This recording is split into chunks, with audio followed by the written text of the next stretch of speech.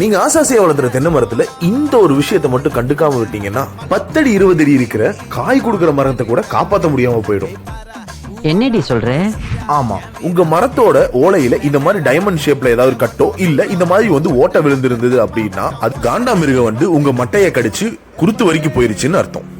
வணக்கம், நான் உங்க ஐடி விவசாயி.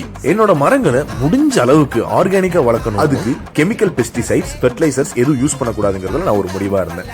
அதனால ஆரம்பத்துல இந்த வண்டோட தாக்குதல இருந்து தப்பிக்க குருத்துக்கு நடுவுல மணலையும் வேப்ப புண்ணாக்கியும் கலந்து போட்டுக்கிட்டு இருந்தேன். அதுக்கப்புறம் இந்த பாச்சை கொட்டை, அதாவது நாப்தலின் பால்ஸ், இதோட ஸ்மெல்லுக்கு இந்த வண்டுக்கு வராதுன்னு சொல்லி 2 மட்டைக்கு நடுவுல இந்த நாப்தலின் பால்ஸை சொருகி வச்சேன். பிரச்சனை என்னன்னா, இந்த மணல் போடுறதும் பாச்சை கொட்டை வைக்கிறதும் 3 மாசமோ 4 மாசத்துக்கு ஒரு தடவை நீங்க திரும்ப பண்ணிக்கிட்டே இருக்கணும்.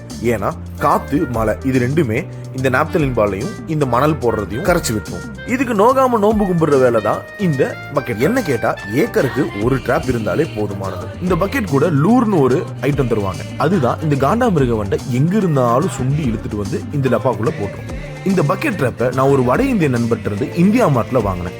ஆல்ரெடி நான் டெஸ்டிங்க்கு வச்சிருந்த ஒரு பக்கெட்ல மாட்டின வண்டுகளை தான் நீங்க இப்ப பாத்துட்டு இருக்கீங்க. இந்த தீப்பெட்டி சைஸ்ல இருக்க அந்த மருந்துக்கு பதிலா ஷாம்புவை கரைச்சு விட்டாலே இந்த மாதிரி வண்டுகள்லாம் சிக்கும் அப்படின்னு சொல்லி சொன்னாங்க. அந்த டெஸ்டிங்க அடுத்த வீடியோல பார்க்கலாம்.